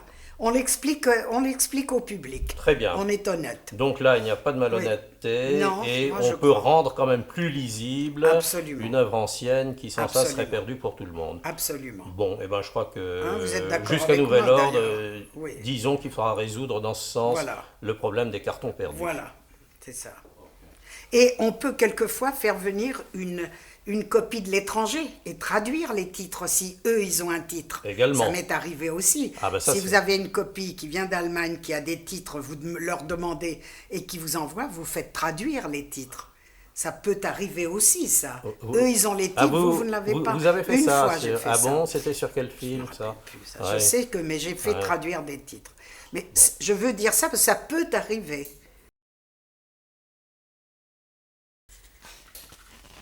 Bien, on vient de me remettre une copie nitrate que j'essaye de toucher. Je sens que toutes les perforations sont pratiquement abîmées.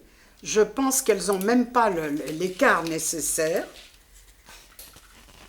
L'image n'a pas l'air détruite, mais ce sont les perforations. C'est un film qui ne peut plus passer nulle part, sauf de le dérouler à la main. Et comme les perfos se sont en somme refermés, on ne pourra pas se servir de cette... Regardez, Ouais, c'est ça. Le film a souffert de ce qu'on appelle le retrait. le retrait, oui, Hein, et- des perforations. Voilà. Donc, Oui. à Il cause- ne peut pas passer, il ne peut plus passer. En projection, il n'en est pas question, et même pas à la table, parce qu'il risque de se déchirer et peut-être même de prendre feu. Et c'est très dangereux, le nitrate. or, c'est un cas intéressant parce que l'image est bonne, donc on Oui. pourrait penser que l'image étant bonne, Oui, l'image est le bonne. film est bon, que Oui. c'est un film, mais on ne peut pas le voir dans l'état Non. où il est. Non. Il faut donc procéder à un transfert sur un nouveau Absolument, support. il faut le passer à la main avec beaucoup Voilà. de précaution et le donner à quelqu'un, à un spécialiste, pour essayer de le tirer. Et en essayant de réparer quelques perfos. Là, on pourrait mettre, tu vois. Oui, là on peut. Oui, on peut. Hein? Pareil. Là, on pourrait aussi, à la rigueur. À la rigueur, Hein? oui. Ouais. Ouais, ouais. Mais on ne peut pas le passer. Mais enfin, en gros, il y a beaucoup de perforations Oui, qui sont oui, fichues oui, et oui. tel quel, on ne peut rien faire de ce film. Absolument pas. Qui est pourtant un grand classique français des années 20 Oui, et donc oui. il doit être restauré celui-là. Espérons qu'on a peut-être un marron. J'espère qu'il y a un marron. Qu'il y a un marron oui, ou un contre-type de ce film. C'est un film d'Antoine et je crois que les Ah, films d'Antoine oui, ont tous oui, été... je pense que les films d'Antoine ont été sauvés, la plupart. Sauvegardés, Oui, oui, oui. oui. Mais enfin, là, Oui. cet exemplaire-là... Ah oui, c'est impossible à non, passer. Non, il est bon Et pour dangereux en plus. Ouais. Dangereux. Aussi bien dans une cabine que sur une table. Parce qu'il y a la lumière. D'abord, je le vérifierai pour savoir combien de mètres sont abîmés à ce point. Déjà. J'essaierai de réparer certaines déchirures, si possible, et il faudrait le donner à un spécialiste. Dans ce cas-là, pour tirer, oui, c'est un positif, donc de tirer un contre-type. Mais peut-être quelquefois image par image. Parce qu'il m'a l'air très très abîmé. Donc c'est très dangereux. C'est la seule chose qui reste à faire. On ne peut pas le passer. Et qu'est-ce que signifie de abîmer image par image? Parce que vous avez des perforations. Il faut mettre votre main là, on le sent, même à travers le gant. Vous voyez? Regardez, c'est déchiré. Je ne sais pas si on le voit comme ça, mais c'est complètement déchiré. Alors vous ne pouvez pas le passer nulle part. Regardez, là c'est un paquet d'ailleurs. Oui, non, c'est pas possible. Là, il y a une colure, là. Oui, il y a une colure, oui, et non, c'est pas possible. Donc ça c'est malheureusement. Et sur la qualité de l'image, vous avez dit qu'ils sont pas mal. La qualité, pas mal du tout, mais c'est dangereux Bien sûr, mais si la qualité était mal, si la qualité était mal et qu'on n'avait pas autre chose, je ferais quand même tirer image par image. Et on verrait après pour essayer d'étalonner le tirage qu'on a fait. et ça veut dire que dans le abîmer image par image, on fait un contrôle pour améliorer l'image. Oui, pour qualité, essayer de corriger un peu l'image au tirage, oui.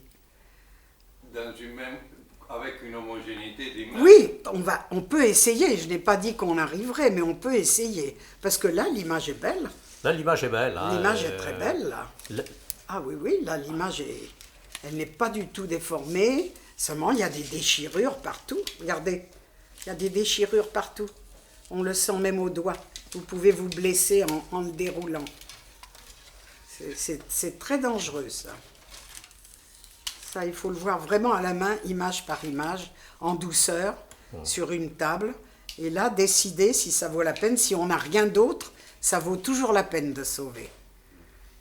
Le tout dépend si on a d'autres choses, d'autres éléments ou pas. J'avais une curiosité finale. Oui. Si on fait une projection avec une copie comme ça en nitrate, et je sais, on ne peut pas la faire. Non, elle va se casser en projection.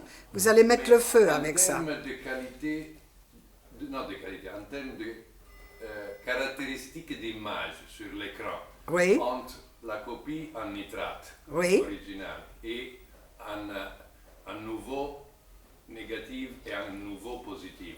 Là, c'est du safety.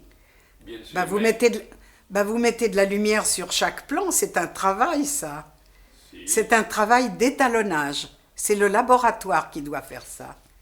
Et à la fin, Il met une lumière sur chaque plan. Quelquefois, quelle sera la différence? ça dépend du film qu'on a, je ne sais pas. La différence de qualité entre la vieille copie nitrate ou évidemment... Elle peut être de très bonne qualité, selon le...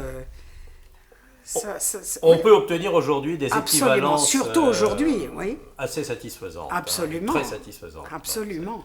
Oui. Ça, c'est l'étalonnage. Or, l'étalonnage sur un contre-type, vous mettez à chaque changement de plan, vous mettez un numéro qui se déclenche au tirage. C'est très spécial, c'est le laboratoire qui fait ça. C'est pas la personne qui restaure le film, hein. C'est le laboratoire. C'est le travail du laboratoire. Nous, on doit le voir, le regarder, essayer de réparer, mais ne pas le passer en projection. Surtout du nitrate. C'est très dangereux, ça peut exploser.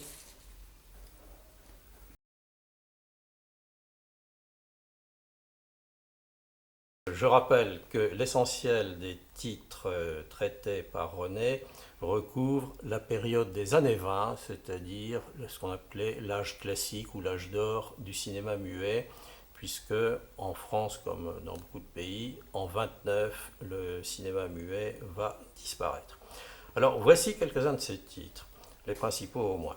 L'angoissante aventure de Protozanov, L'enfant du carnaval de Moschoukine, La maison du mystère d'Alexandre Volkov, Le chant de l'amour triomphant de Vyacheslav Tourjansky, Kin ou désordre et génie de Volkov, Ce cochon de Morin, d'après Maupassant, un film très connu, de Tourjansky. Le chiffonnier de Paris de Serge Nadjeddine, Les ombres qui passent de Volkov, La dame masquée de Tourjansky, La cible de Nadjeddine, L'heureuse mort du même, La fiche de Jean Epstein, film 100% français celui-là, car la production Albatros, je le rappelle, comportait aussi des films de cinéastes français. Le double amour du même Jean Epstein, Gribiche de Jacques Feder, un grand classique du muet français, Les aventures de Robert Macaire de Jean Epstein, Jim la Houlette de Nicolas Rimsky, La comtesse Marie de Benito Perojo, cinéaste espagnol et futur producteur qui a beaucoup travaillé à Paris dans ces années-là, Michel Strogoff de Tourjansky, Casanova de Volkov, Au bonheur des dames de Julien Duvivier, son dernier grand film muet, Le double amour de Jean Epstein, je crois que nous l'avons cité, Éducation de prince d'Henri Diamant-Berger, d'après une pièce très célèbre à l'époque, J'ai tué de Roger Lion, La merveilleuse vie de Jeanne d'Arc de Marco de Gastine, dont nous avons longuement parlé ce matin, Travail de Pouctal, qui est d'après Zola un des plus grands films français du début de la décennie, et beaucoup d'autres, mais nous allons arrêter là. René Lichtig, je pense que la simple énumération de tous ces titres fait surgir des tas de souvenirs. Absolument. Des tas de sentiments, absolument, je pense. Oui. Est-ce qu'on pourrait revenir peut-être sur tel ou tel... Qu'est-ce qu'il y a comme grand souvenir là-dedans? C'est la symphonie nuptiale d'abord. Alors, la symphonie nuptiale, ça c'était avant d'être vraiment à la Cinémathèque. C'est le travail avec Stroheim. Oui, mais à la Cinémathèque. C'était déjà à la Cinémathèque. Déjà à la Cinémathèque, oui. Oui. Alors ça, c'était donc la sonorisation du film avec Stroheim que nous avons évoqué au début de notre enregistrement. En 1954. Voilà. Je pense que plutôt que de revenir sur ce grand film, ce chef-d'œuvre dont nous avons déjà parlé, on va essayer peut-être de revenir sur d'autres titres que nous avons évoqués, peut-être un peu trop rapidement. Ou alors on peut peut-être prendre le problème à l'envers. Est-ce que dans ces titres, non, en dehors de ces titres au contraire, est-ce qu'il y a des films, des titres célèbres de la période que vous auriez aimé restaurer vous-même, faire, et que vous n'avez pas eu l'occasion de faire? Il y en a beaucoup, malheureusement je ne me souviens pas, mais je sais qu'il y en a beaucoup que je n'ai pas pu faire. On ne peut pas toujours tout faire dans un temps donné. Voilà. Mais il y en a beaucoup, j'espère que les gens qui m'ont succédé se sont attaqués à ces films. Il y a L'Empereur des pauvres, par exemple, que j'aurais voulu faire et que j'ai jamais pu faire. Et j'espère qu'on s'en est occupé à la Cinémathèque, justement. Voilà, alors L'Empereur des pauvres, c'est un très long film. Un long film, c'est un sériol, un film à épisodes, comme on dit en français, de René Le Prince ou de... Oui, je crois. Oui. Oui, c'est un film célèbre qu'on aimerait bien revoir aujourd'hui. Absolument, j'aimerais le revoir personnellement. Et qu'est-ce qui vous a empêché de faire ça? Le départ. Le départ, hélas. Ça aurait été un des premiers projets. Absolument, j'avais ce projet réalisé s'il n'y avait pas eu un arrêt de carrière, nous dirons, un peu brutal, pour ne pas en dire davantage. Exactement. Bon, et ben c'est dommage, parce que L'Empereur des pauvres, je ne suis pas sûr, à l'heure qu'il est fait. Moi, il y en a un que j'aurais volontiers demandé aussi, c'était Le Chevalier de Maison Rouge. C'est vrai, j'aurais aimé aussi. Grand film de Capellani d'après Alexandre Dumas. Un des premiers très longs métrages français de 1914. C'est vrai. Dont on attend toujours la restauration. Or, Capellani, c'est très important dans les débuts du cinéma français. Absolument. Alors, parmi tous ces grands films, parlons par exemple de La Maison du Mystère de Volkov avec Mosjoukine.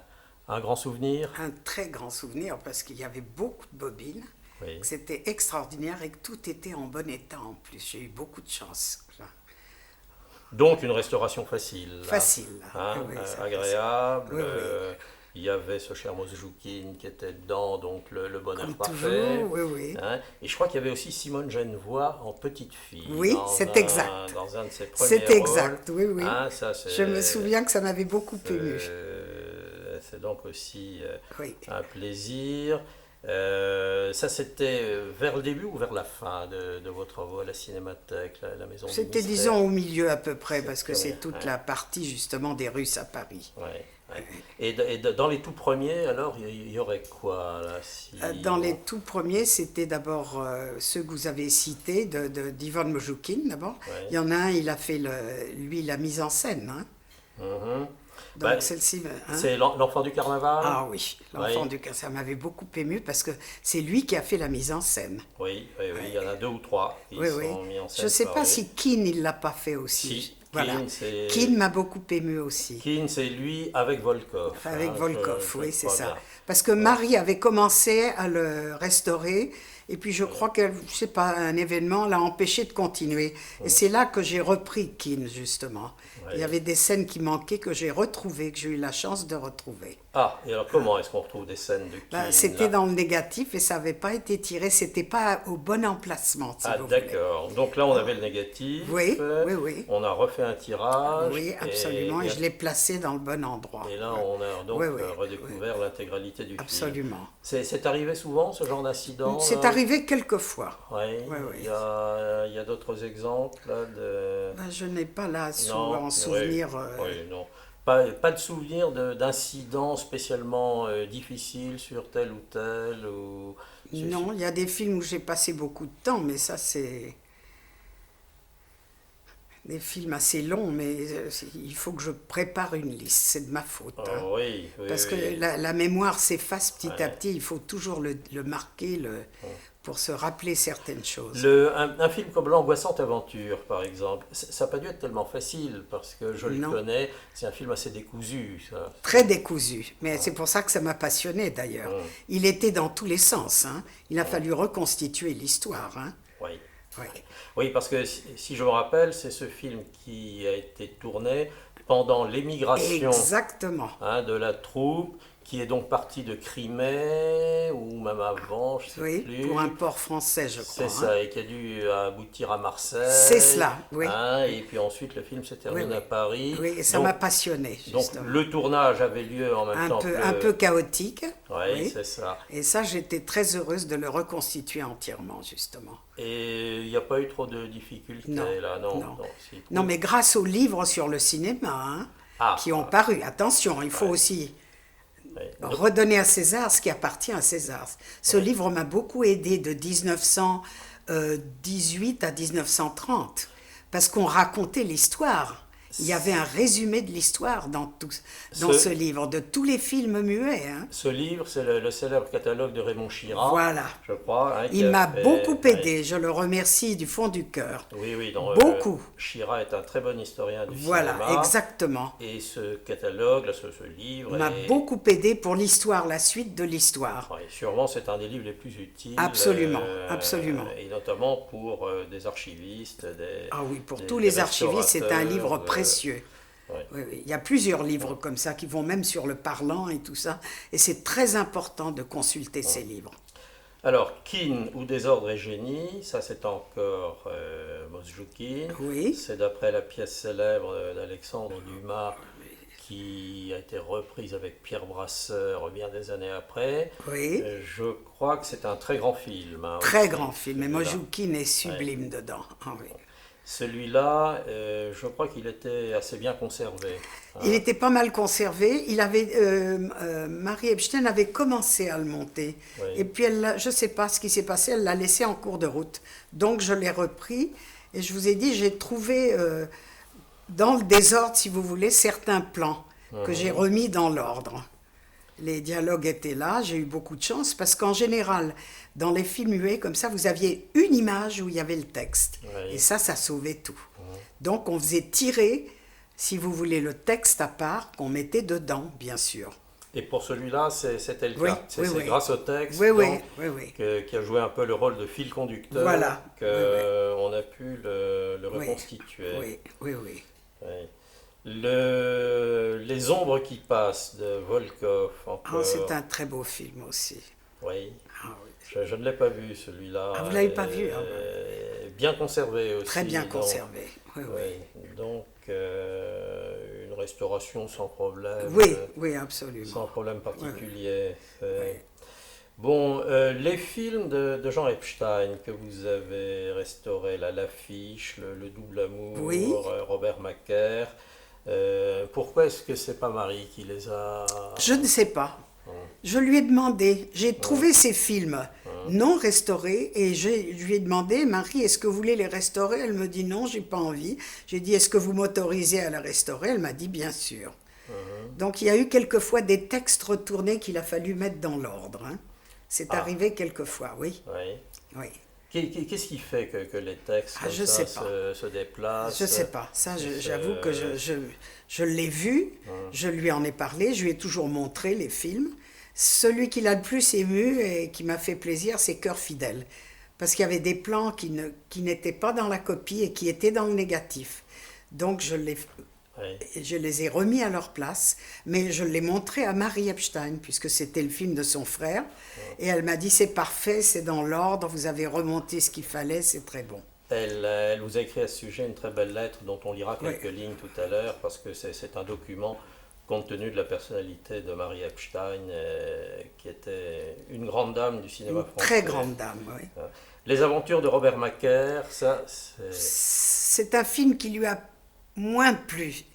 Mais moi, je me suis dit que c'était important de le sauver, même si ce n'était pas le meilleur de Jean Epstein.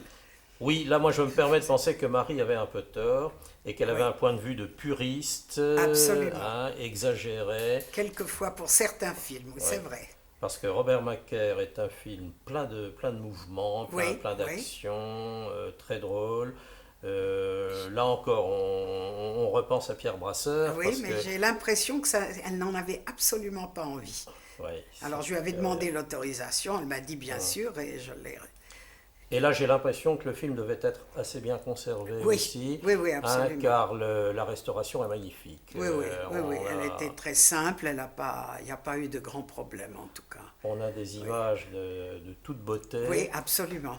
Et je pense que pour le restaurateur, ça doit être un sujet de satisfaction formidable. Absolument.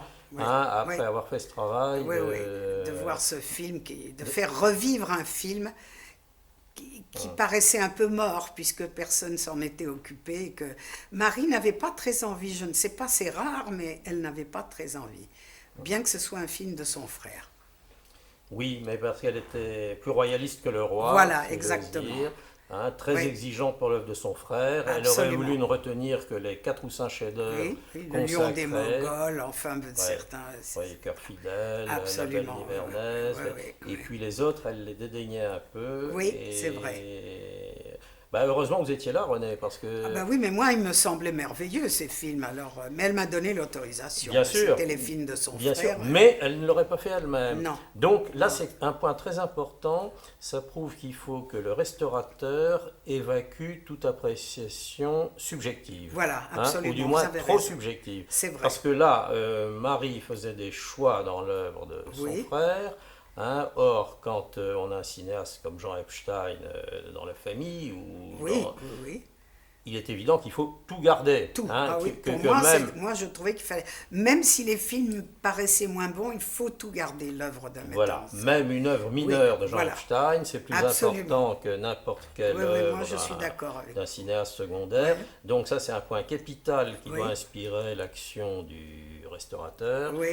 On évacue, on élimine toute prise de position trop personnelle. Absolument. On fait abstraction de ses goûts propres. Je l'ai fait plusieurs fois, abstraction, en me disant, le film me plaît moins, mais il faut sauver ce film. De toute manière, il faut le sauver. Parce que c'est pas moi qui compte, c'est l'œuvre. Donc il faut la faire... Ouais, oui, ça je crois que c'est un point de vue sur lequel il faut revenir inlassablement, surtout quand il s'agit des grands cinéastes dont aucun titre n'est indifférent, même si c'est une commande. Je pense comme vous, absolument.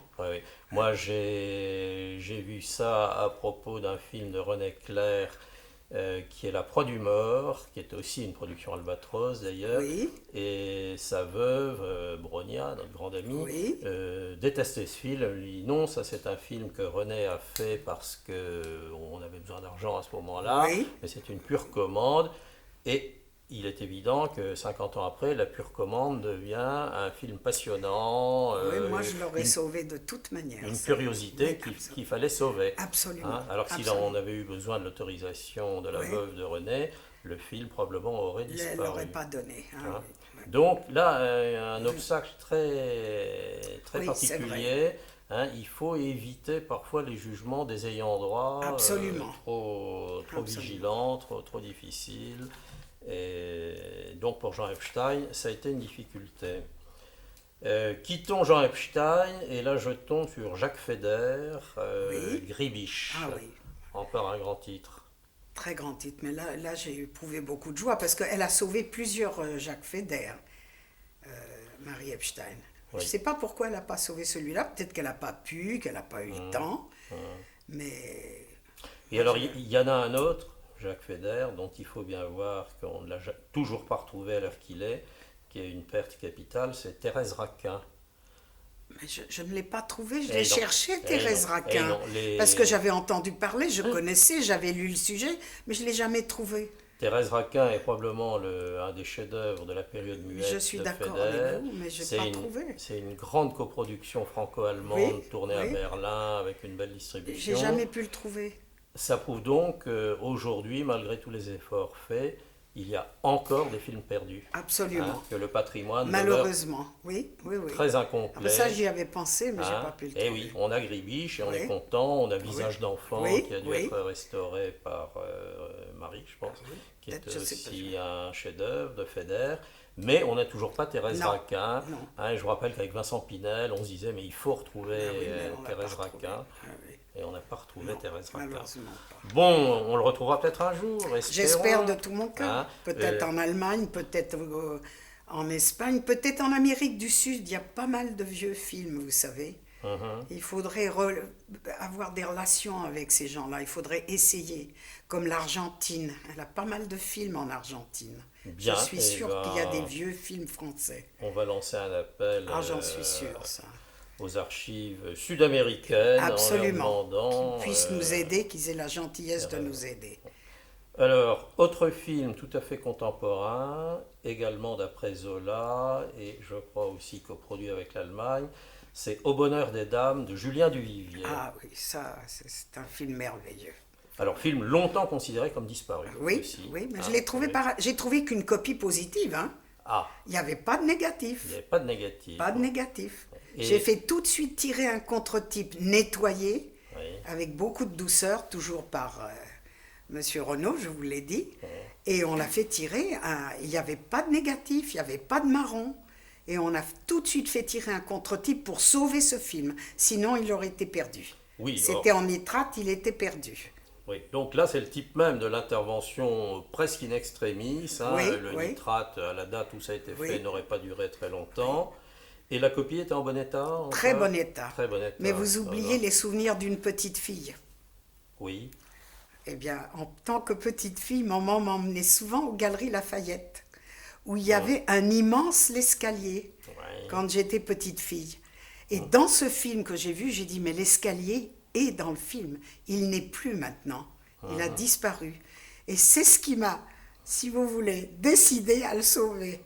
C'est peut-être idiot, les souvenirs d'une petite fille, mais ça arrive. Non, pas du tout. Là, c'est intéressant. Parce que, c'est vraiment ça. Justement, nous réintroduisons la subjectivité que nous avions éliminée il y a un mais ça, moment. Elle existe. Enfin, c'était déjà quand même d'un grand metteur en scène. Bien entendu. Mais si vous voulez, c'est l'histoire de l'escalier J'ai subi le choc. Ça a emporté la décision. Voilà, de mon enfance, j'ai retrouvé quelque chose que j'avais vu dans mon enfance. Bon, alors donc là, les souvenirs personnels peuvent Oui, être très utiles oui. C'est vrai. Et même bienfaisants. Oui. Donc heureusement que René était allé aux Galeries Lafayette dans son étant enfance. petite fille, c'est vrai. Ça a permis de sauver un film de Julien Duvivier. Ah oui, absolument. Qui, pour un cinéphile, est une bonne action, une des plus précieuses qu'on peut faire. Bien, et ben espérons que les petites filles vont toujours dans les grands magasins et qu'on y fait des films qui seront sauvés grâce à ça.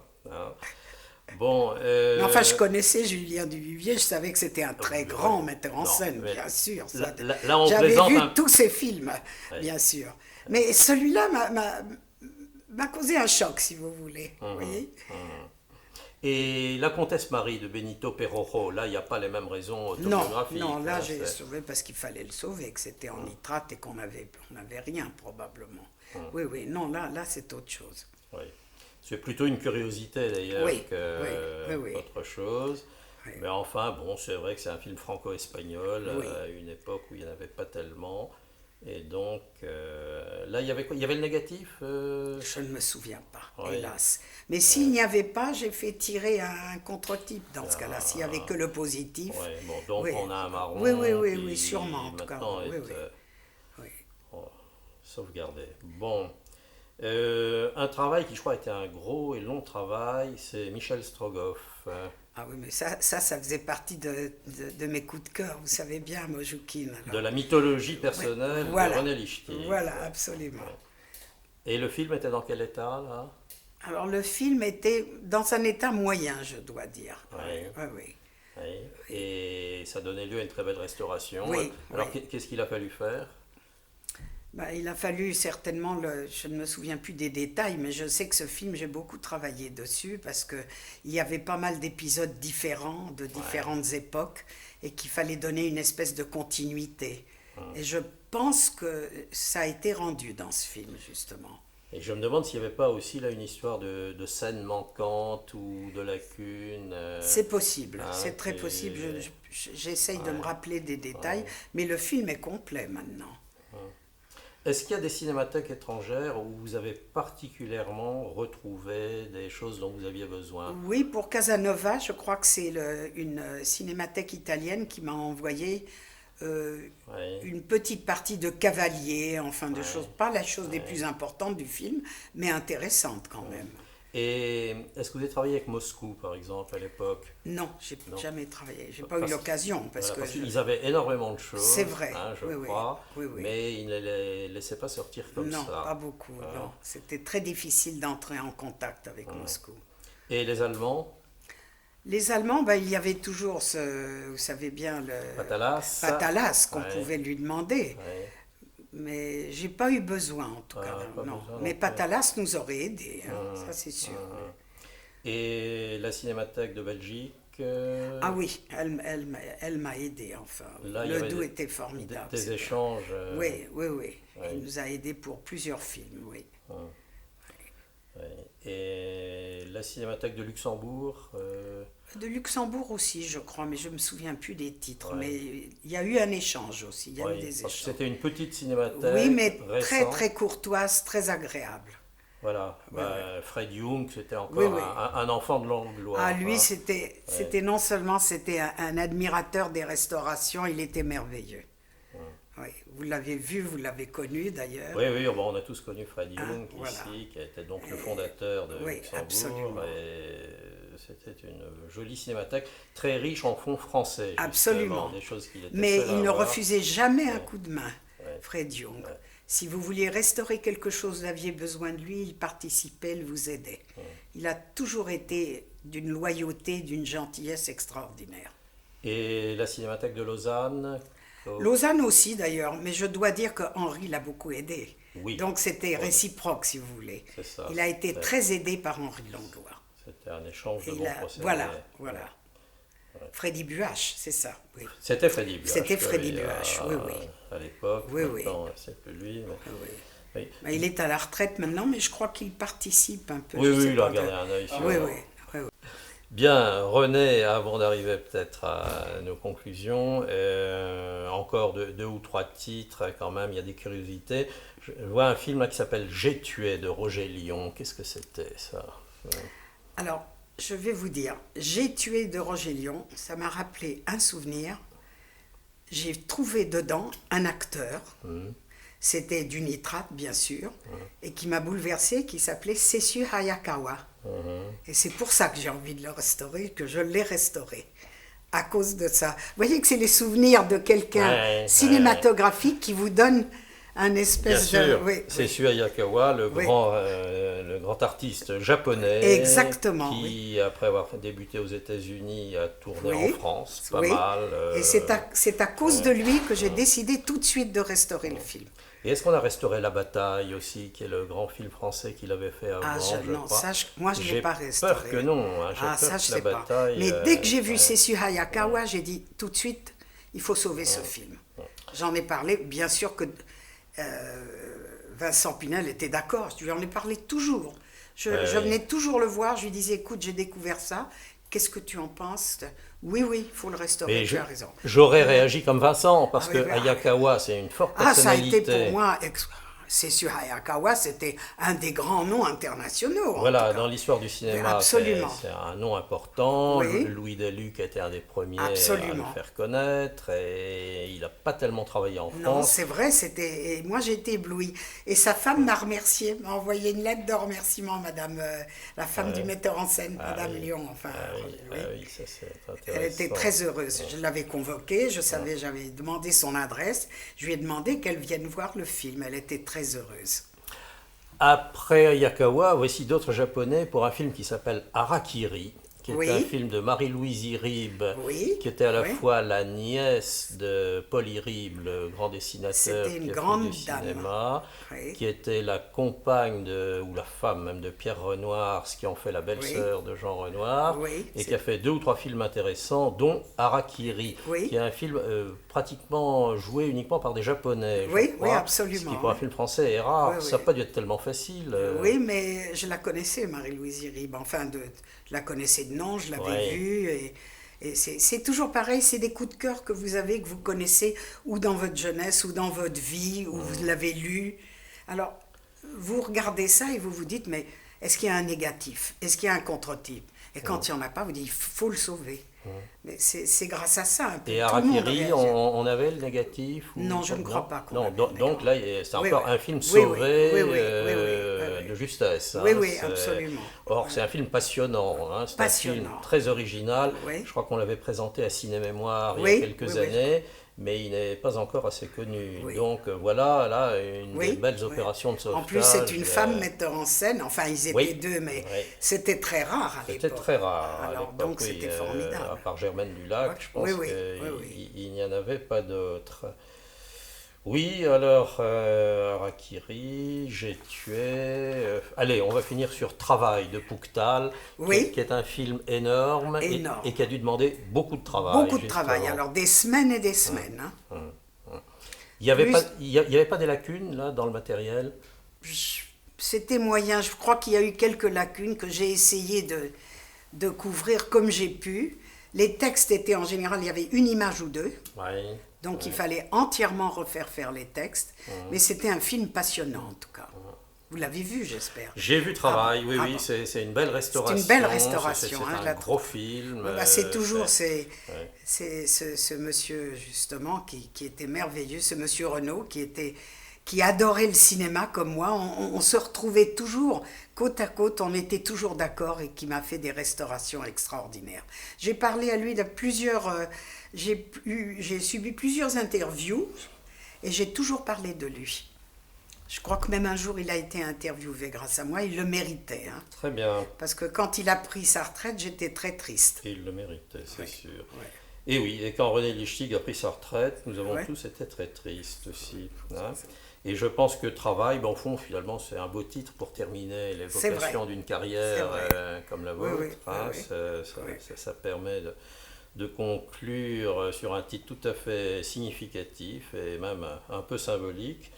Est-ce que vous avez encore un regret là, Oui, quelque l'Empereur des pauvres, c'était trop tard pour L'Empereur des moi. pauvres. J'aimerais bien Ouais, qu'on le sauve, ouais. ça. Bon, eh ben, J'en ai parlé d'ailleurs. on va faire passer le message à la D'accord. Cinémathèque, puisque la Cinémathèque, Oui. elle continue, elle ne Oui, prend jamais oui, sa oui. retraite. Je serais et- très heureuse, oui. Bon, eh bien, on va faire passer le message aux responsables C'est actuels. un film long, hein. C'est Oui, un- mais Oui, justement, on ne veut oui. pas plus long que travail. Oui, oui, ou, oui, d'accord. ou que la Maison du Mystère. Oui, oui. C'est- Ah, ben, la c'est Maison ça. du Mystère, je crois qu'elle avait 13 bobines ou quelque chose comme ça, ou 14 bobines. Ouais. Bien, vous croyez qu'on a évoqué tous les points principaux de votre carrière, là, René? Eh bien, ce que j'espère, c'est que dans cette interview, grâce à vous, c'est que j'ai intéressé des jeunes à faire des restaurations, à se passionner comme moi pour les restaurations de films anciens. C'est mon souhait le plus cher. Très bien. Bon, eh ben, je pense que là, il n'y a pas de crainte à avoir parce que tout de même, il y a suffisamment de gens qui aiment l'histoire du cinéma maintenant et j'espère qu'ils ont à cœur, au moins certains, de mettre la main à la pâte. Eh bien, je serai très heureuse. dans ce cas-là. Et pour finir, moi, j'aimerais bien lire quelques lignes justement de Marie Epstein dont nous avons beaucoup parlé, qui a été un peu en quelque sorte votre initiatrice dans, Oui, oui, absolument. dans cette vocation Oui. de restauratrice du cinéma. Et dans un très beau texte que Marie Epstein vous a écrit quand vous avez cessé votre activité, elle termine par quelques lignes qui en disent long. Hein. Elle dit « Permettez-moi un souvenir personnel, quand Cœur fidèle, de Jean Epstein, donc son frère, est sorti en 1924, il a fait sensation.